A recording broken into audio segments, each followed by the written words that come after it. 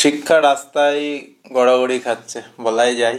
আজকে এসএসসি এসএলএসটির যে যোগ্য প্রার্থীরা তাদের একটা আন্দোলন ছিল। হ্যাঁ, এই মিছিলটার অনুমতি ছিল না, যেটা পুলিশ সূত্রে জানা গেছে এবং মিডিয়াতেও দেখলাম। তো সেখানে যেটা দেখা গেল, যেভাবে তাদেরকে মানে ধরে নিয়ে যাওয়া হচ্ছে রাস্তা থেকে, টেনে হিসড়ে কাউকে চ্যাংকুলা করে নিয়ে যাওয়া হচ্ছে, সেগুলো দেখে খুবই খারাপই লাগলো যে এরা যোগ্য এবং ট্যালেন্টেড মাস্টার মশাই, শিক্ষক, তাদেরকে এইভাবে তাদের সাথে আচরণ করা হচ্ছে। অ্যাকচুয়ালি ময়দান মেট্রোর আশেপাশে থেকে মিছিল শুরু হয় এবং সেটা কালীঘাটে যাওয়ার কথা ছিল। তো সেই পর্যন্ত যাওয়া তো দূরের কথা, ময়দানের ওখান থেকেই বাস এনে বিভিন্ন পুলিশ ভ্যানে সবাইকে তুলে নিয়ে যাওয়া হলো। এবার যেভাবে হ্যান্ডেলিং করা হচ্ছে ওখানে, এমনকি মহিলা শিক্ষকরাও বলছেন যে আমরা কি চোর ডাকাত, যেভাবে ট্রিট করা হচ্ছে। আমি কিছু ভিডিও ফুটেজ দেখছিলাম, মানে জাস্ট কারা তুলছে, এখানে কারোর যোগ্যতা নিয়ে কথা নেই। মানে এক শ্রেণীর পুলিশ কর্মীরা, আইএস আইপিএস যারা ডিরেকশন দিচ্ছে আলাদাই ব্যাপার, পুলিশ কর্মীরা যারা হয়তো কেউ 12 ক্লাস পাস, কেউ টেনে টুনে বিএবিএস পাস, তারা মানে এক শিক্ষিত সমাজ, শিক্ষিত যোগ্য টিচার যারা চাকরি করছে 7-8 বছর ধরে, কেউ 5-6 বছর ধরে, তাদেরকে এইভাবে টেনে হিসড়ে নিয়ে যাচ্ছে। কারণ কি, তারা একটাই জিনিস ওখানে মেন দাবি, যেটা বুঝলাম, উই ওয়ান্ট সেগ্রিগেশন। এই কথাটাই বারবার ওখানে দেখা যাচ্ছে, যে সেগ্রিগেট, যোগ্য অযোগ্যের যে লিস্ট এসএসসির উদ্দেশ্যে তাদের অ্যাকচুয়ালি এই মিছিল, যে এসএসসি যোগ্য আর অযোগ্যের লিস্টটা সুপ্রিম কোর্টে দিক 10 তারিখে যে হিয়ারিং আছে সোমবার দিন, সেখানে দিলেই মানে দুধ কা দুধ পানি কা পানি ব্যাপারটা এমন হয়ে যায়।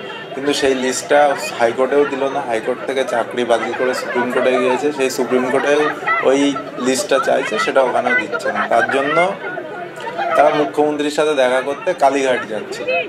এবার এখানে আমি দুটো কথা বলি, যেটা আমার একদম পার্সোনাল মতামত। এক, মুখ্যমন্ত্রীর সাথে যদি দেখা করতে হয় এইভাবে দেখা করা যায় না, কারোর বাড়ি চলে গেলাম, এই প্রসেসটা মোটেই ঠিক না।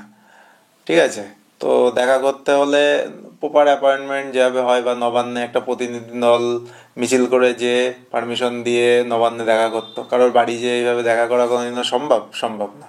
এই জন্যই হয়তো বেপরোয়া যে পুলিশের আচরণ দেখা গেছে, যে তাদেরকে তুলে নিয়ে যাওয়া, বাসে করে বিভিন্ন থানায় নিয়ে যেয়ে ডিটেইন করা, এগুলো দেখা গেছে এই কারণেই।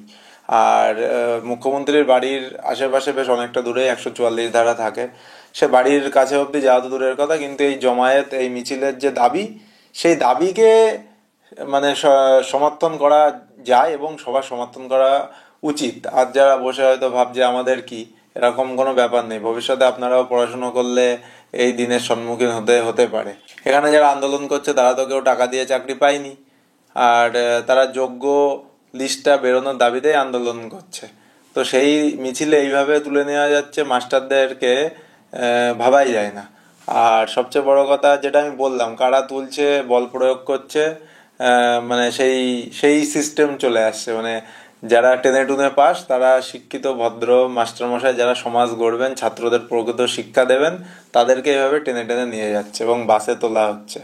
যেন সেই পার্টির মিছিল মনে হচ্ছে, যে বিজেপির মিছিল বা সিপিএম এর মিছিল, তাদেরকে মেরে তাড়ানো হচ্ছে বা ধরে ধরে বাসে তোলা হচ্ছে, পুলিশ ভ্যানে তোলা হচ্ছে। সেইটার সাথে কোথাও না কোথাও সাদৃশ্য পাওয়া যাচ্ছিল। যাক, এটাকে কোনোভাবেই সমর্থন করা যায় না, কিন্তু মিছিলটার প্রসেস বা আন্দোলনের যে গতি, সেইটার ব্যাপারে আমার অবশ্যই বলার আছে, যে this is not the process. এইভাবে মুখ্যমন্ত্রীর বাড়ি যাওয়াও যায় না, তার সাথে দেখাও করা যায় না। যাই হোক, সেই পথটা অন্য হওয়া উচিত ছিল, তাহলে হয়তো এরকম ঘটনা ঘটতো না। আর পুলিশরা আরো কেয়ারফুল হতে পারতো, যেটা দেখে মনে হয়েছে যে এরকম ভাবে আচরণ করা অন্তত শিক্ষকদের সাথে সঠিক নয়। হয়তো এই পুলিশদের ছেলেপিলেরাই, ভাই বোনরাই এই শিক্ষকরা পড়াচ্ছে স্কুলে। হ্যাঁ, অবশ্যই পড়াচ্ছে, কারণ এই যে বিপুল সংখ্যক পুলিশ, বেশিরভাগই তো যারা গ্রামের দিকের পুলিশ, তাদের শিক্ষক শিক্ষিকা না এরাই, এদেরই ছেলেপিলে ভাই বোনদের পড়াচ্ছে এনারা। এর কোনো অনর্থা নেই। হয়তো আইএস আইপিএস যারা আছে তারা প্রাইভেট স্কুলে ইংলিশ মিডিয়ামে পড়াচ্ছে, বাকিরা তো সেই সরকারি স্কুলেই পড়ছে। তোমাদের কি মনে হয় অবশ্যই কমেন্ট সেকশনে কমেন্ট করো। আমি এবিপি আনন্দে একটু দেখছিলাম, তোমরাও দেখো যেভাবে বাসে কিভাবে ট্রেনে তোলা হচ্ছে, কিভাবে আন্দোলন হচ্ছে। এই যে আলাদা লেভেলেরই শাসন চলছে এখানে।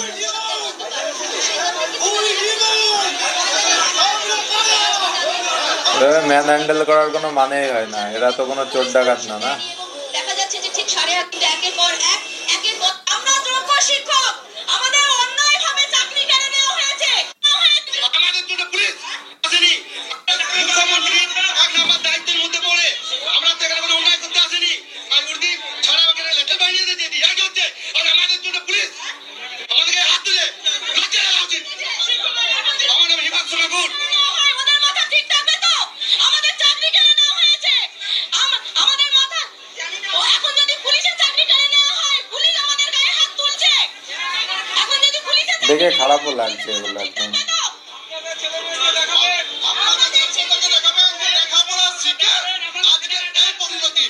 একদম সঠিক কথা। এই পুলিশরাও, এদের ছেলেপেলেরাও লেখাপড়া শিখছে, তারাও তো ভবিষ্যতে কি পুলিশই হবে?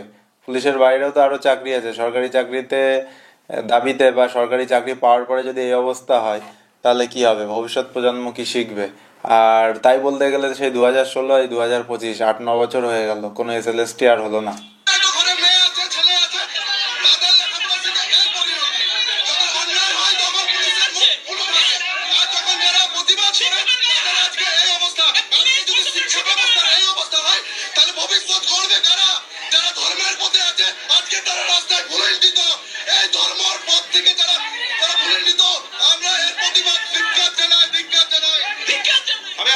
না, সব থেকে বড় ব্যাপার একটা জিনিস আরো দেখা গেল, যে মেট্রোর মধ্যে যারা চলে গেছিল তাদেরকে টেনে টেনে বের করে মানে গাড়িতে তোলা হয়েছে।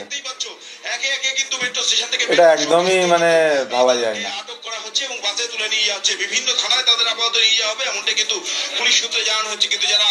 ময়দান মেট্রোর ঘটনা।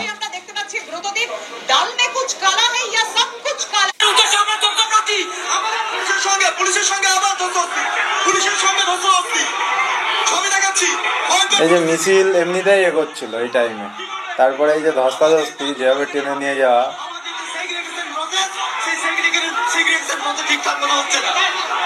একের পর এক ছবি দেখাচ্ছি ময়দান মেট্রো স্টেশনের সামনে ভয়ঙ্কর বচসা।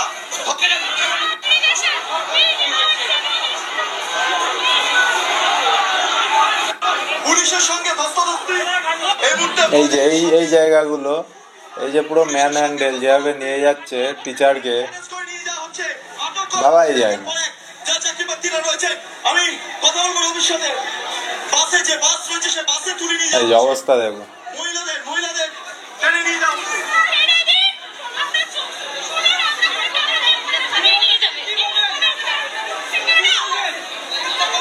পুলিশদের হয়তো হায়ার অফিসার। আর এই যে আমরা আমাদের দাবি রাখছি মুখ্যমন্ত্রীর কাছে, আমাদের যে চাকরি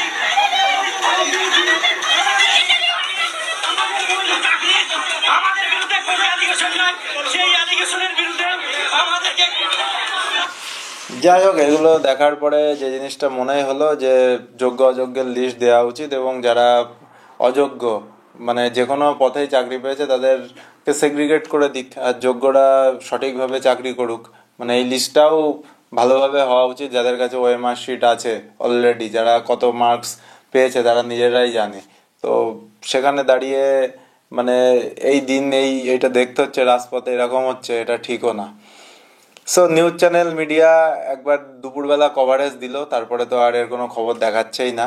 তো বিভিন্ন ফেসবুক বিভিন্ন জায়গায় যেটা দেখলাম, অনেককে অনেক থানায় নিয়ে যাওয়া হয়েছে, ডিটেন করা হয়েছে, কোনো কোনো জায়গা থেকে ছেড়েও দেওয়া হয়েছে। সো আগামী 10 তারিখের দিকে চোখ থাকবে যে সুপ্রিম কোর্ট থেকে কি রায় দেয় এবং কিভাবে চলে।